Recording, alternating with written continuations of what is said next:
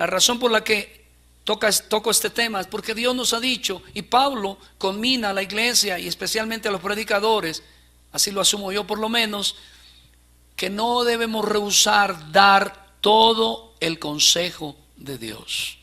Así que, hermano, me meto en un tema que se titula recompensas celestiales. Y hoy vamos a ver el primer sermón que he titulado vuestro galardón. Está basado en Mateo capítulo 5, verso 12a. Y cuando digo verso 12a, pareciera que fuera una porción de un versículo de una manera aleatoria, pero como voy a tratar de probar a lo largo del sermón, está ubicado en un contexto apropiado y contextualizado. No cambia el sentido de lo que vamos a exponer de este versículo. Mateo 5, 12a dice: gozaos y alegraos, porque vuestro galardón es grande. ¿En dónde? Tengo una larga introducción, pero siempre quiero resumir, porque soy dado a muchas palabras y no es tanto lo que yo hable como la exposición de la escritura que yo haga. Por pequeña que sea, será siempre mucho mejor que las muchas palabras humanas. ¿Cuántos dicen amén? Pero noten una cosa: el gozo y la alegría están conectados con galardón celestial. Note eso, dice gozaos y alegraos, porque vuestro galardón ¿qué? Es grande. Cuando nos abstenemos de mirar la perspectiva y la teología y doctrina que respecto de las recompensas, estamos directamente atacando, si me lo permite, o minando, o quitando una apropiada doctrina, una apropiada teología, una apropiada enseñanza que ayuda a que permanezcamos en gozo y alegría, porque eso es lo que dice la Escritura. Esta porción fue dicha por el mismísimo, glorioso Señor Jesucristo en el muy famoso, conocido Sermón del Monte. En ese contexto está esta enseñanza. Y dice que, leámoslo todos a la vez, por favor. Gozaos y alegraos, porque vuestro galardón es grande en los cielos. Gozaos y alegraos porque hay recompensa. La palabra galardón en español, más adelante vamos a mirar un poco el griego, pero en español significa premio, recompensa por los méritos o servicios. Esto es increíble. En la medida que he ido profundizando en el tema de la Escritura, me sorprendo. La Biblia nos dice algo: hijos, honrad a ¿quiénes? A padre y madre. Así que mi hijo me debe honra. ¿Cuántos dicen amén? Y cuando digo me debe, estoy diciendo me debe, por lo que la Escritura lo dice. Es un deber de él. Sin embargo, para hacer una ilustración de lo que quiero enseñar a partir de hoy, lo que me asombra es que en muchas ocasiones nosotros actuamos de la manera semejante a como el Padre Eterno actúa, aunque no siempre somos conscientes de ello, sino por una inclinación natural que Dios le regala a los padres. Y es que solemos premiar a nuestros hijos porque se porten bien. ¿Cuántos dicen amén?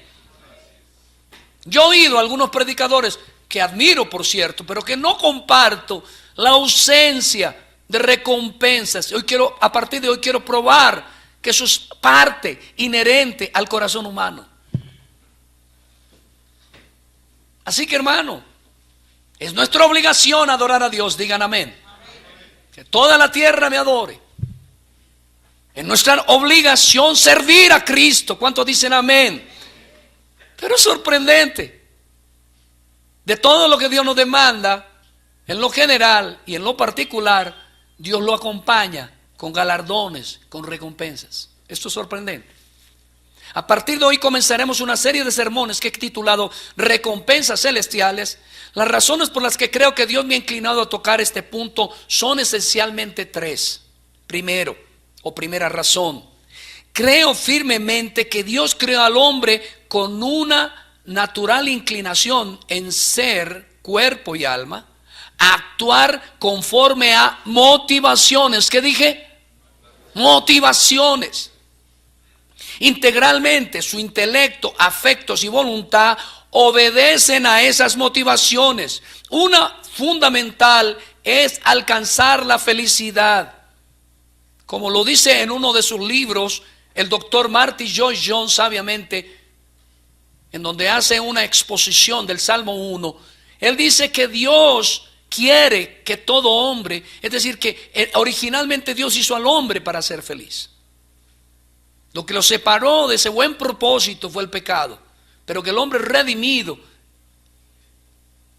es dichoso y debe ser dichoso, y Dios quiere que sea dichoso. Salmo 1, dichoso, feliz, bienaventurado aquel que no anda en camino de pecadores, que no se sienta a la mesa de los escarnecedores, sino que en la palabra de Dios medita de noche y de día. Estoy tratando de resumir ese pasaje. Dice, todo lo que emprenda, ¿qué pasará? Prosperará, será como árbol sembrado en medio de corriente de agua, su hoja no cae. Así que creo firmemente que todo ser humano fue hecho por Dios esencialmente con una inclinación natural a actuar conforme a motivaciones. No estoy hablando de meras motivaciones psicológicas, sino de una manera integral, cuerpo y alma. Una fundamental, dije, es alcanzar la felicidad. Esto es tan cierto para el incrédulo como para el creyente. Y si bien es cierto que el hombre impío, natural, por causa de su pecado, tiene motivaciones opuestas a la santidad, justicia y moral de Dios, el hombre redimido, el cristiano, el creyente, cuyo corazón de piedra ha sido hecho de carne, tiene las más gloriosas motivaciones. Sus expectativas de bienes venideros son inconmensurables. Yo voy a pedir ahora, levanten las manos los que esperan bendiciones cada día del Señor. Cada vez que me levanto y pienso en las dificultades que va a presentar el día, recuerdo, viene a mi memoria, nuevas son sus misericordias cada día. Y dice otra porción de la Biblia, para siempre es su misericordia. Y cuando dice para siempre, no está pensando con toda certidumbre el salmista en los impíos, sino que está pensando indefectiblemente en el glorioso, bendito pueblo escogido del Señor. Dios no solo no ignora esa realidad de que tenemos necesidad de motivaciones, sino que su bendito evangelio literalmente expresa regalos, premios, galardones a sus hijos, a fin de que no se desanimen en su caminar por un mundo que les aborrece, a su caminar como peregrinos y extranjeros. Dios pone al frente de nosotros premios, galardones, coronas de gloria, porque Él sabe de qué nos hizo, de qué material, como diría mi madre, estamos hechos y cuáles son las razones de nuestra existencia. Él nos hizo con motivaciones. Gloria al Señor por ello. En segundo lugar, la Biblia, la segunda razón por la que empiezo esta serie de sermones, es porque la Biblia nos revela a un Dios que bendice a un pueblo diligente en buscar, en alcanzar esos regalos. Dios no es un Dios de perezosos, sino que ama el alma diligente. Dice el proverbista, el alma diligente, esa prosperará. Quiere un pueblo esforzado y valiente. Esto es ilustrado cuando Israel recibe la tierra prometida. Con todo y ser gracia del Señor, para obtenerla tenía que conquistarla, pelear por ella. Viene a mi memoria un título de un texto que leí hace no menos de 20 años, Nacidos para la batalla. Bien, otra manera de reafirmar esto es que la teología paulina insiste en mostrar la militancia que en el cristianismo como una batalla. Y dice, por ejemplo, pelea la buena batalla.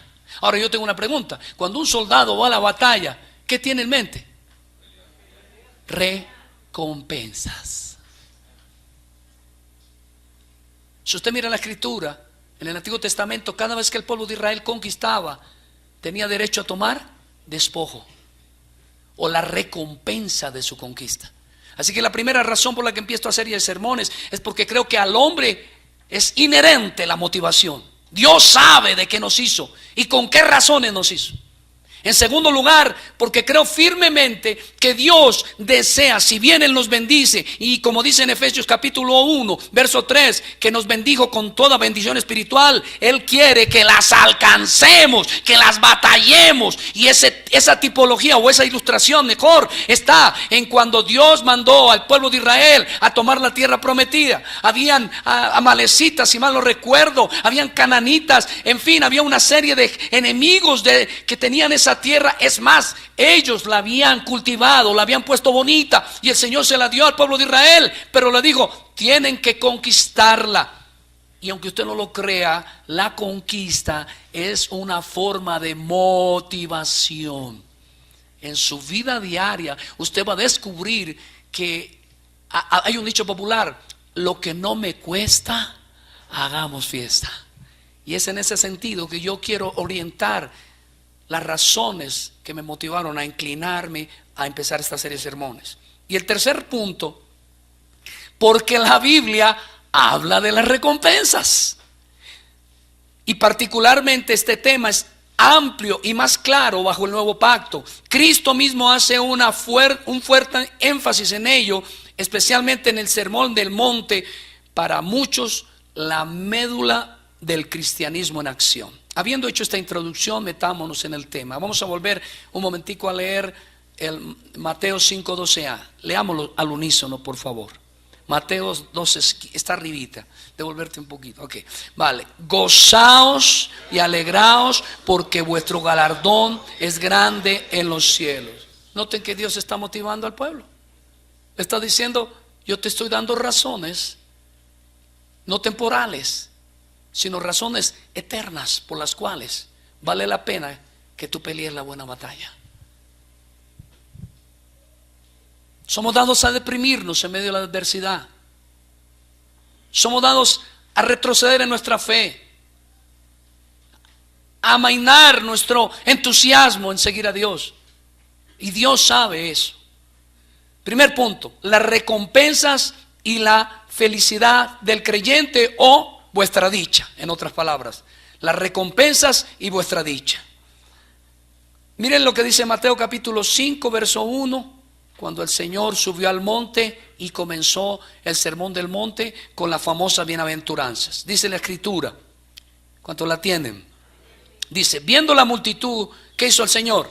Subió al monte, y sentándose vinieron a él a sus discípulos, y abriendo la boca les dijo: pobrecitos ustedes cuando se sienten espiritualmente perdidos. Pobrecitos ustedes cuando lloran. Pobrecitos ustedes que tienen hambre y sed de justicia. Eso es lo que está diciendo la escritura. Vamos a leerlo. Dice que viendo la multitud subió al monte, e inmediatamente dijo: bienaventurados los pobres en espíritu, porque de ellos es el reino de los cielos. Bienaventurados los que lloran, porque ellos recibirán consolación. Bienaventurados los mansos, porque ellos recibirán la tierra por heredad. Bienaventurados los que tienen hambre y sed de justicia, porque ellos serán saciados. Bienaventurados los misericordiosos, porque ellos alcanzarán misericordia. Bienaventurados los de limpio corazón, porque ellos ¿qué? Verán a Dios.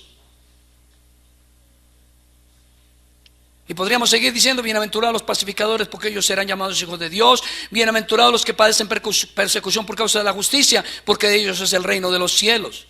La palabra usada para hablar de galardón en este contexto es la palabra en griego mitzos. Mitzos, no la pronuncio muy bien, se escribe mitzos, que significa pago por servicios.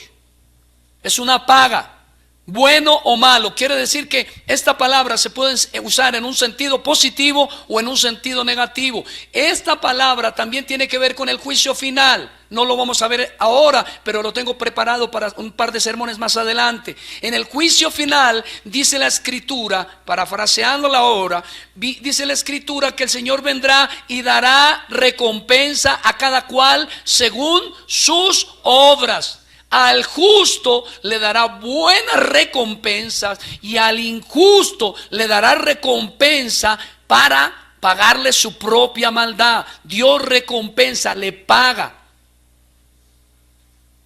Ahora bien, noten lo que dice en la Escritura. Dichosos los pobres, porque ¿qué?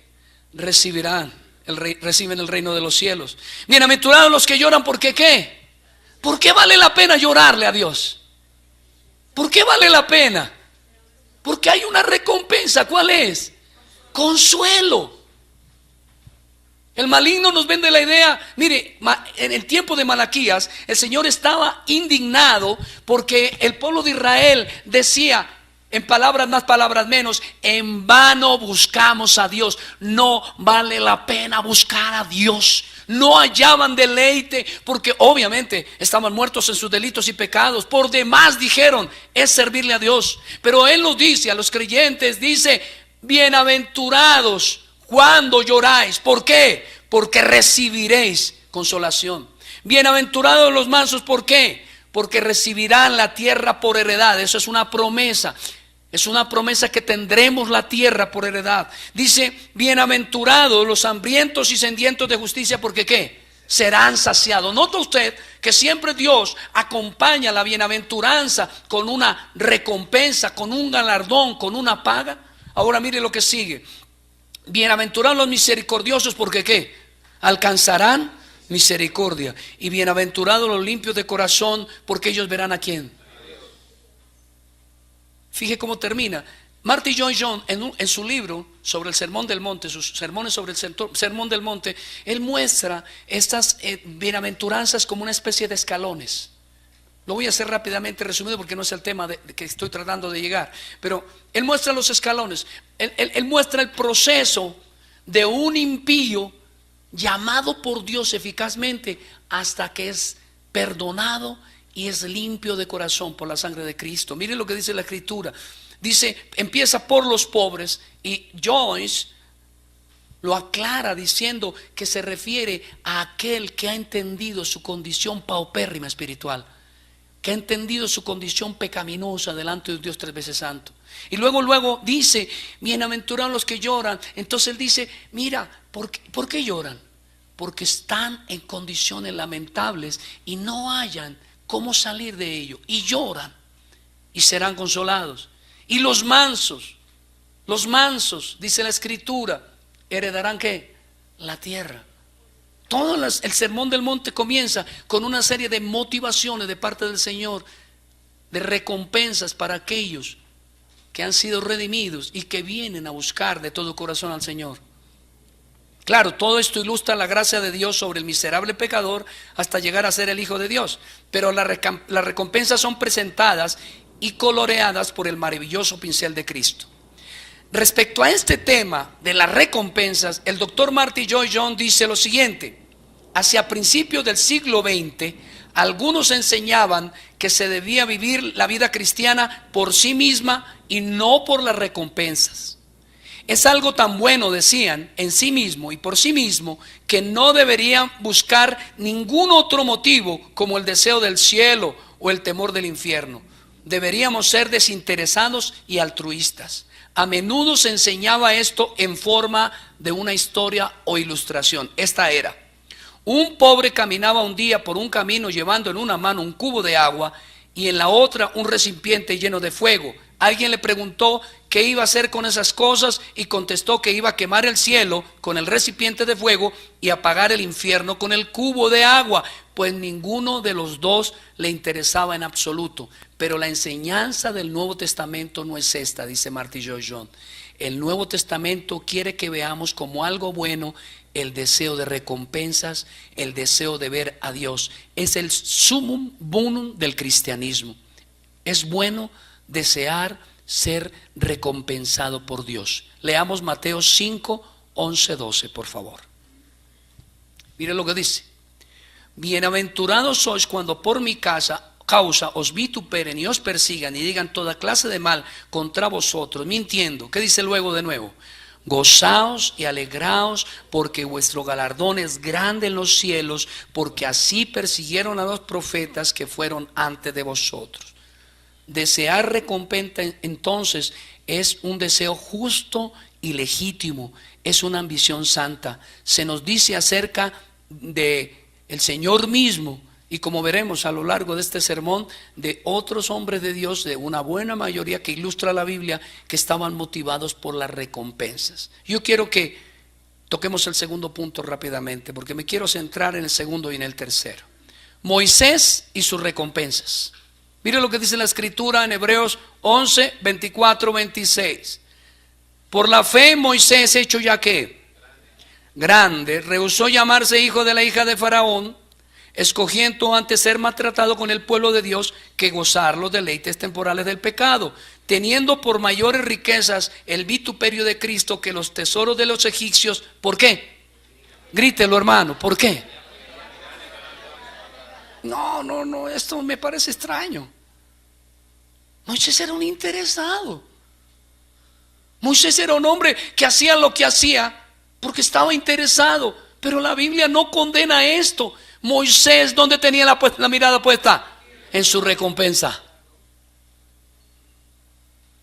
Lo que hizo que Moisés fuera lo que fue porque tenía la mirada puesta en la recompensa. Muchas de vuestras defecciones, muchas de vuestras desmotivaciones es porque no miráis las recompensas venideras. Dios tiene millares de recompensas para su pueblo. Desear recompensa, dije, es justo y legítimo. Moisés es la cabeza, el profeta, el ejemplo a seguir del viejo pacto. En Números 12, verso 3, dice la Escritura, no está allí: y aquel varón Moisés era muy manso, más que todos los hombres que habían sobre la tierra. Pero la pregunta del millón es: ¿cuáles fueron las motivaciones de este varón maravilloso? El jueves, en el tema de la fe que hemos venido estudiando, basados en Hebreos 11, vimos exactamente esta porción. Moisés, dice la Escritura, por la fe rehusó algo difícil de rehusar. ¿Por qué? Porque estaba esperando algo más glorioso y valioso. Pongámosle a manera de ilustración: un niño se está tomando la sopa, no quiere sopa, pero alguien le puso un helado después del plato de la sopa y le dice: cuando termines el plato de sopa vas a recibir ¿qué? Un helado. Así que ¿cuál es la diferencia entre ese y el otro que tampoco gusta de la sopa? ¿Cuál de los dos lo hará con mayor vehemencia, con mayor rapidez, con mayor fuerza? ¿Cuál de los dos? El que tiene el helado al frente. Y eso es lo que está tratando de decirnos en esta hora el Señor. Yo he puesto un cúmulo de recompensas para vuestras vidas, ahora y en la vida eterna. Y si no las miráis, estaréis dados a decaer en vuestra fe, a apocoparos, a sentiros defraudados. Hay cosas que Dios tiene para nosotros y si no las vemos, no vamos a tener la motivación apropiada. Pedro se metió a las aguas, caminó sobre las aguas, pero tenía su mirada puesta ¿en quién? En Jesús. Y solo mientras miró a Jesús y tenía como recompensa llegar a Él, porque recordarán que le dijo: Señor, si tú eres el Señor, dime que yo vaya a ti. ¿Y qué dijo Jesús? Jesús le dijo: ven acá. Y mientras caminaba sobre las aguas, mirando la recompensa, en este caso ¿cuál era? Llegar hasta el lugar donde estaba el maestro. Pero quitó su mirada de la recompensa. ¿Y qué le sucedió inmediatamente? Decayó, se hundió en las aguas. Permítame esta ilustración bíblica para tratar de mostrarle a usted que en muchas ocasiones la razón por la cual usted pierde el sabor del evangelio, la razón por la cual usted pierde la perspectiva en su vida, es porque ha quitado la mirada de lo que Cristo lícitamente, ¿qué dije? Ganó en la cruz para usted. Porque Él lo ganó.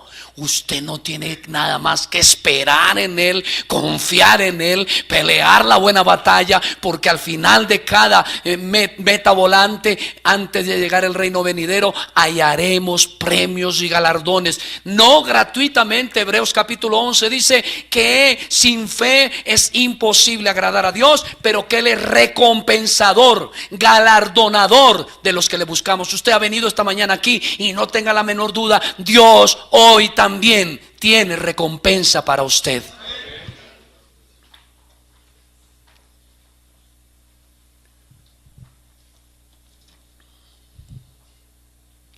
Note lo siguiente. Moisés rehusó algo difícil de rehusar. ¿Qué fue lo que rehusó? Llamarse hijo de Faraón. Hijo de la hija del Faraón. Llamarse en un sentido hijo de Faraón. Porque por linaje empezaba a ser el nieto. Rehusó. Dejó eso a un lado. ¿Cómo puede uno dejar un trabajo, dejar un negociote? ¿Usted lo dejaría? Si usted le dice al niño, ahí está el helado, ahí está el plato de sopa, elige. ¿Qué elige? El helado.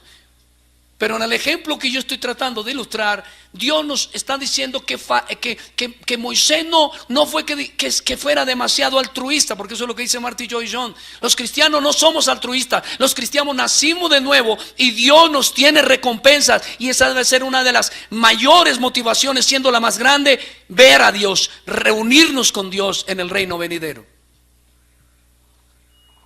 La Biblia también nos dice en esta porción que escogió ser maltratado con el pueblo de Dios. ¿Cómo puede ser que una persona escoja ser maltratada? ¿Cómo es que una mujer como Abigail, ¿cuántos recuerdan a Abigail? ¿La esposa de quién? De Nabal. ¿Recuerdan aquel hombre que fue rudo con el rey David? Y que el rey David quería matarlo porque no le quiso dar alimento y provisiones para su ejército, y el rey se enojó y lo quería matar. ¿Y quién fue la que intervino por ese patán? ¿Por qué era un patán? Porque de los esposos, cuando se habla de seminarios o de charlas sobre esposos, siempre cuando se trata de ilustrar lo peor de lo peor, ¿a quién se recurre casi siempre en la escritura? Era un hombre muy malvado. Y con toda seguridad trataba con dureza a su esposa. Pero ¿cómo era Abigail? ¿Cómo era Abigail? Una tierna y mansa mujer. ¿Por qué? Porque era una mujer de fe. Y la fe, escúcheme bien hermano, siempre nos inclina a mirar sí a Dios como máxima recompensa, pero no quiere decir que no miremos las promesas adicionales que nos ha dado para motivarnos a seguir adelante en el camino de peregrinos y extranjeros en esta tierra.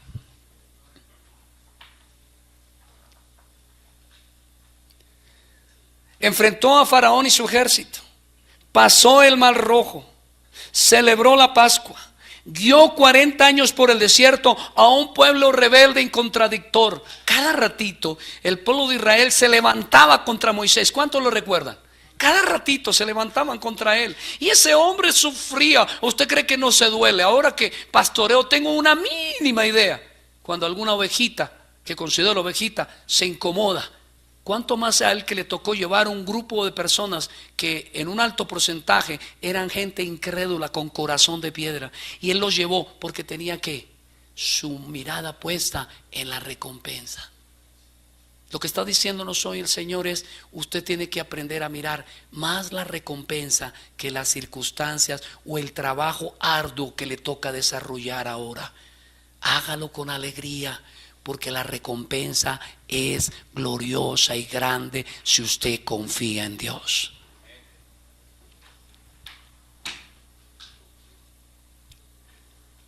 Ahora la pregunta de nuevo: ¿por qué actuó así Moisés? Porque tenía puesta su mirada ¿en dónde? En el galardón. Si los que murieron en el desierto hubieran acompañado el oír la palabra con fe, esa fe por su naturaleza celestial lleva a la vista del creyente a mirar sus recompensas. Créame, en ello hay fortaleza.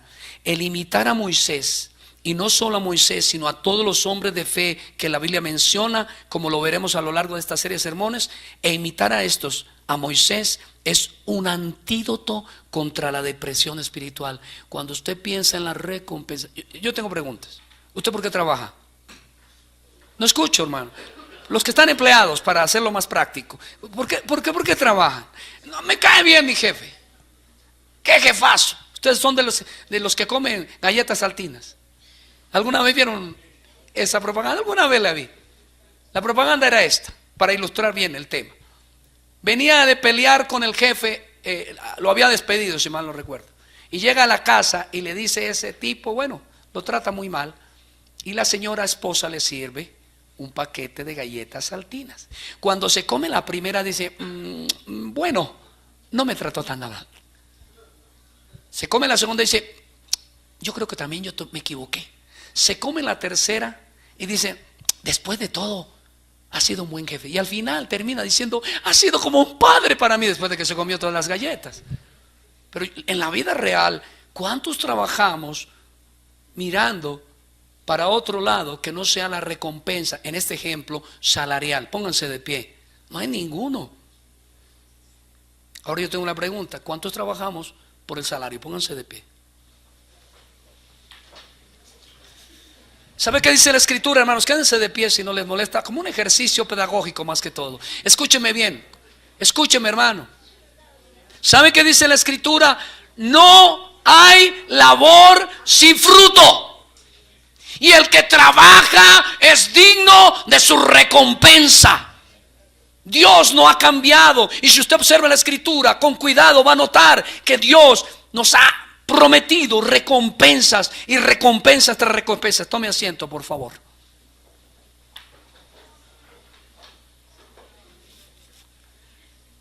El punto es que a veces somos demasiado altruistas. No, yo quiero a Dios incondicionalmente. Incondicionalmente. Y yo le voy a decir algo, eso es imposible. ¿Por qué el Señor se admiró de aquella mujer sirofenicia? Era que se le acercó y le dijo que tenía una hija endemoniada. ¿Qué le dijo el Señor? No está bien darle el alimento de los hijos a los perrillos. ¿Y qué contestó?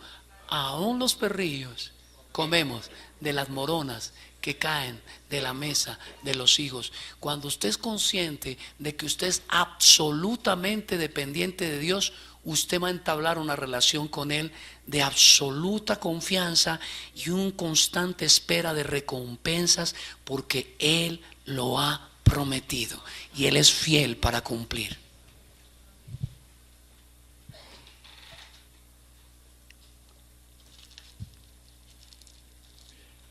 Desear recompensa, repito, entonces es justo y legítimo, es una ambición santa. Se nos dice acerca del Señor mismo, nuestro Señor Jesús, que también Él deseó. Mire, Isaías 53, 10 y 11. Isaías 53, versos 10 y 11. Mire lo que dice la Escritura. Con todo eso Jehová, ¿qué? Quiso quebrantarlo y sujetarlo ¿a qué?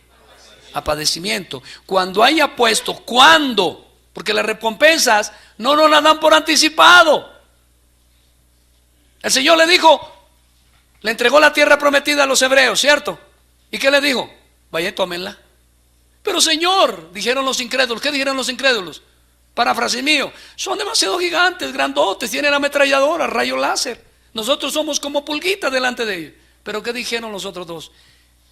Jehová ha dicho que esa tierra es nuestra y vive Jehová que la tomaremos. ¿Notó? Y fueron y pelearon y conquistaron y tomaron lo que Dios les había dicho que era suyo.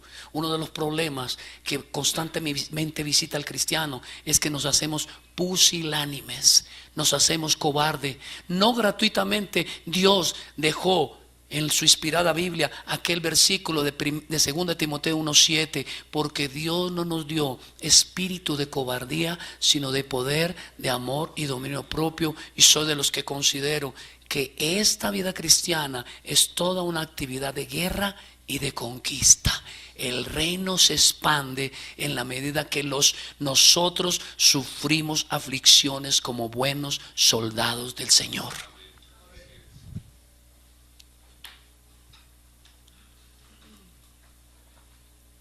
Dice la Escritura entonces, cuando haya puesto su vida en expiación por el pecado, ¿qué? Verá recompensa, linaje, y vivirá por largos días, y la voluntad de Jehová será en su mano. Verá el fruto, verá la recompensa, verá la paga ¿de qué? De la aflicción de su alma. ¿Y cómo quedará? Satisfecho. Por su conocimiento justificará a mi siervo justo a muchos y llevará las iniquidades de ellos. Tercer punto, el Hijo del Hombre y sus recompensas. Vimos que en el punto anterior, el profeta del antiguo pacto, ¿por qué se comportó como se comportó? ¿Motivado por qué? Por el galardón, por la recompensa. ¿Lo nota, hermano? Ahora vamos a mostrar al profeta de profetas, que es el del nuevo pacto. ¿Quién es? Cristo Jesús. Miren lo que dice la Escritura, Hebreos 12, verso 2 y 3. Puesto los ojos en Jesús, el autor y consumador ¿de qué? El cual, por el gozo puesto delante de él, sufrió la cruz, menospreciando lo oprobio, y se sentó a la diestra de Dios.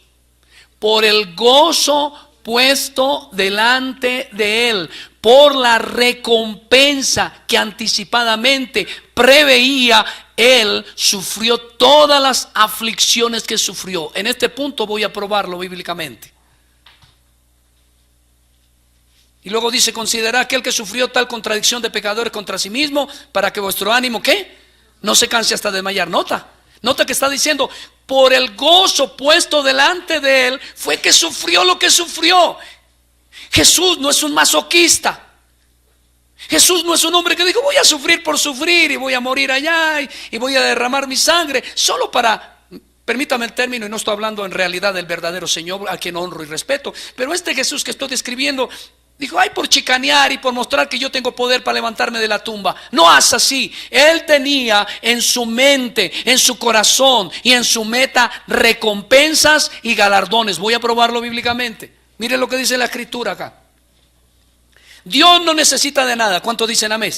Sus motivaciones son perfectamente santas y eternas. Por otro lado, Él es eternamente feliz. No necesita buscar la felicidad. Él es la felicidad misma. Sin embargo, este pasaje hace alusión a Cristo en su humanidad.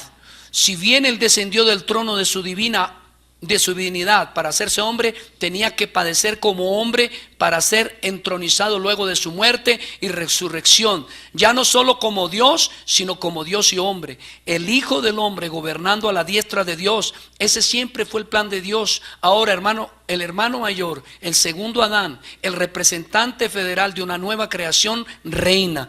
Repito, este pasaje alude al Hijo del Hombre.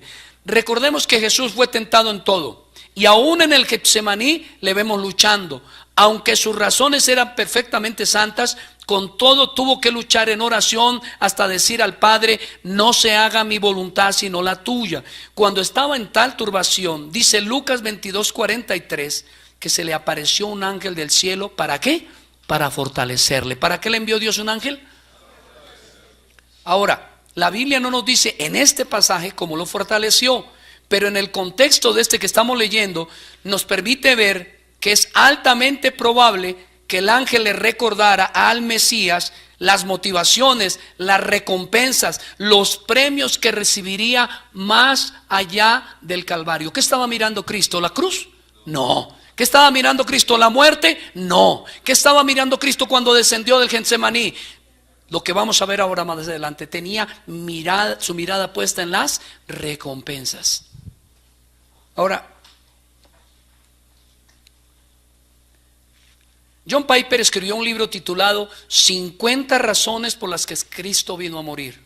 No voy a mencionarlas todas, pero creo en primer lugar que la pregunta que se plantea para dar razones de este libro es válida. Mire, la primera pregunta que dice es ¿por qué Cristo sufrió y murió? Segundo, ¿qué logró Dios para los pecadores como nosotros enviando a su Hijo a morir? Permítame mencionarle algunas recompensas del primogénito de Dios que alcanzó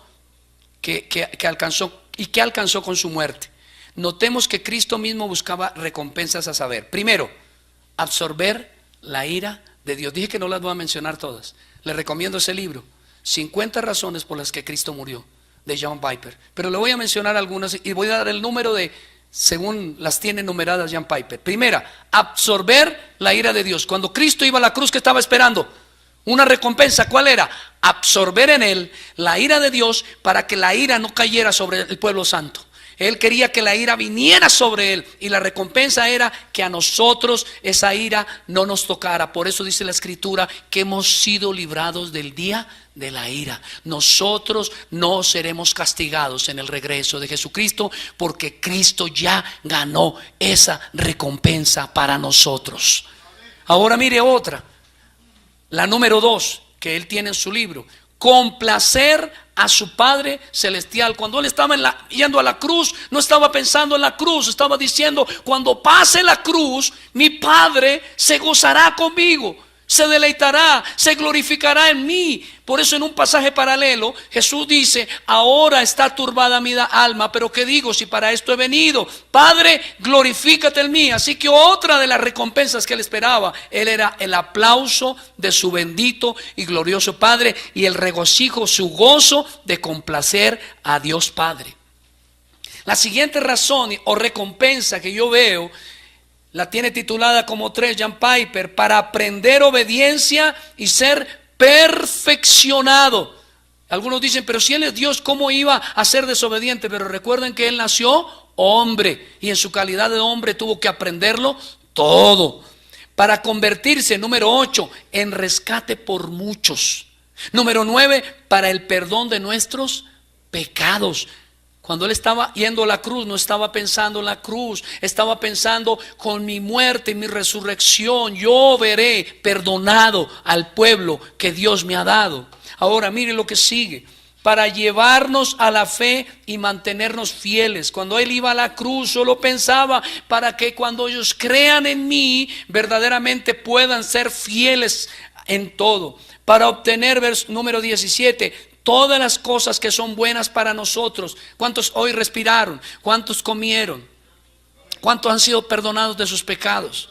¿Cuántos han recibido un nuevo corazón? Y todo eso fueron coronas de gloria que Cristo recibió, recompensas que recibió por la vida de obediencia al Padre.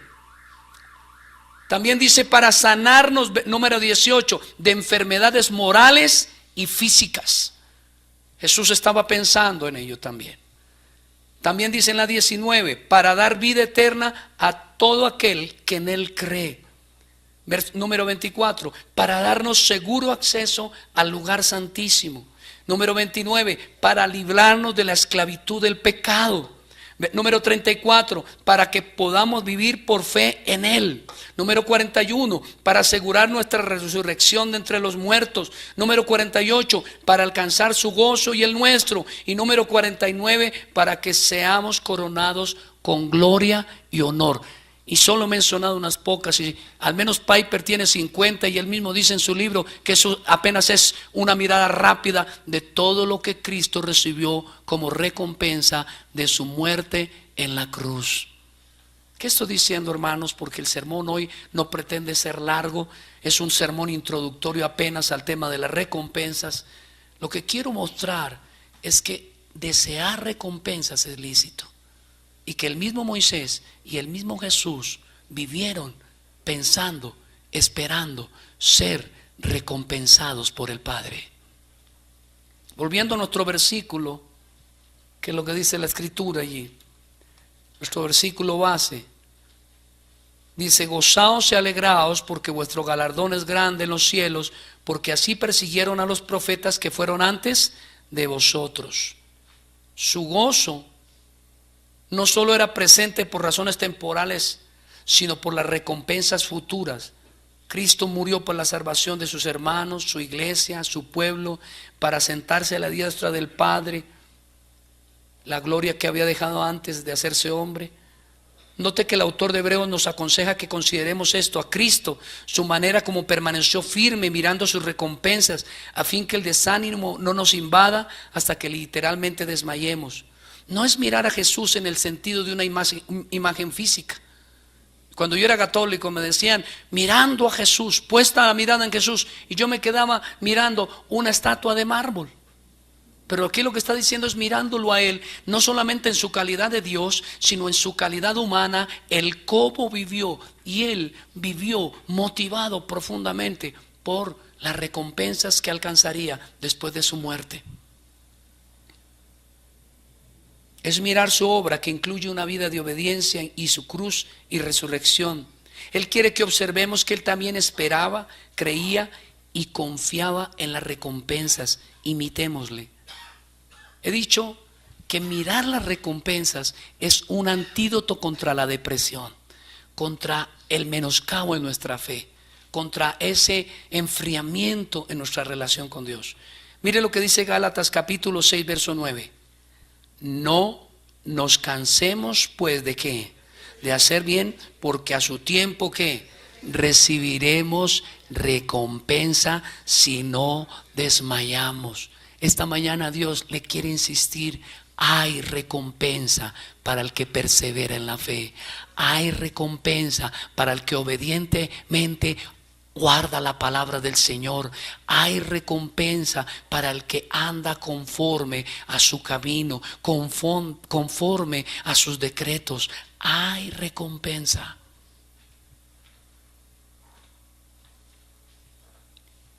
Nota que dice que no nos cansemos. ¿Y cuál es la motivación que nos da? No se cansen de hacer ¿qué? Porque a su tiempo ¿qué? Recogeremos, recibiremos, alcanzaremos, conquistaremos, tomaremos, disfrutaremos. Eso es lo que está diciendo la Escritura. Pero dice, si no desmayamos. El punto aquí, hermano, con el que quiero cerrar esta introducción, primer sermón al tema, es este.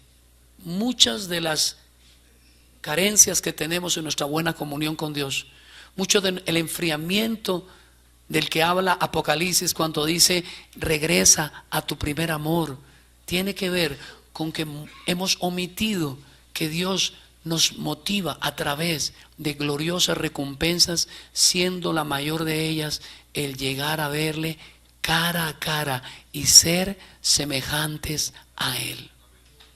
Terminemos, hermanos, con Isaías 40, de 9 al 11. El profeta Isaías, lo llaman el profeta evangelista o el quinto evangelista, porque habla mucho de Cristo. Él prevé, por medio de la inspiración profética que Dios le da a él, él prevé la venida del Mesías. Y mire cómo la describe, hermano. Súbete sobre un monte alto, anunciadora de Sión. Levanta fuertemente tu voz, anunciadora de Jerusalén. Levántala, no temas. Di a las ciudades de Judá, ve aquí al Dios vuestro. He aquí que Jehová el Señor vendrá con poder y su brazo ¿qué? Y léalo conmigo. He aquí que su recompensa viene con él y su paga delante de su rostro. Como pastor apacentará su rebaño, en su brazo llevará los corderos y en su seno los llevará, los pastoreará suavemente a la recién parida. Note lo que dice, y en su brazo, en su mano traerá la recompensa y la paga. Cristo vino a morir y nos regaló la salvación, y sin embargo nos motiva para que sigamos caminando en fidelidad a Él, prometiéndonos recompensas cuando hacemos lo que es justo, cuando hacemos lo que es correcto. Si bien la ley nos dice que estamos obligados a hacerlo, Cristo dice claramente que Él murió por amor de nosotros, y como el buen Padre nos motiva a ser obedientes, a serle fiel a ese Dios. Hermano, hoy es un día de levantar su corazón al Señor. Hoy es un día de mirar todas las promesas que Dios le ha hecho en su vida. Hay cosas que no han llegado, pero van a llegar porque Él es fiel. Hay cosas que, como lo he dicho en varias ocasiones, quizá usted no las ve ahora, pero las verá en el reino venidero. Dios quiere que sepa que Él tiene grandes respuestas para el pueblo que le busca de todo corazón. Si mi pueblo volteare su rostro hacia mí, yo voltearé mi rostro hacia Él. Si mi pueblo se humillare, si mi pueblo invocare mi nombre. Dios tiene grandes cosas hoy, y Él vino a la cruz a darle a aquel que cree en Él la mayor y la más grande de todas las recompensas, la salvación de su vida. Hoy también Cristo está repartiendo salvación a todo aquel que viene y arrepentido le dice: Señor, soy un miserable pecador, y tú has dicho hoy que soy dichoso porque lo reconozco. Soy un miserable que llora su propia miseria, pero tú has dicho que yo seré consolado. Tú has dicho claramente que dichoso soy si tú me limpias mi corazón, porque podré un día verte cara a cara. Y si usted hace esto, hoy ha entrado al reino de Dios, en donde Dios no solamente salva por gracia y bendice por gracia, sino que motiva a su pueblo a caminar en obediencia por medio de gloriosas recompensas celestiales.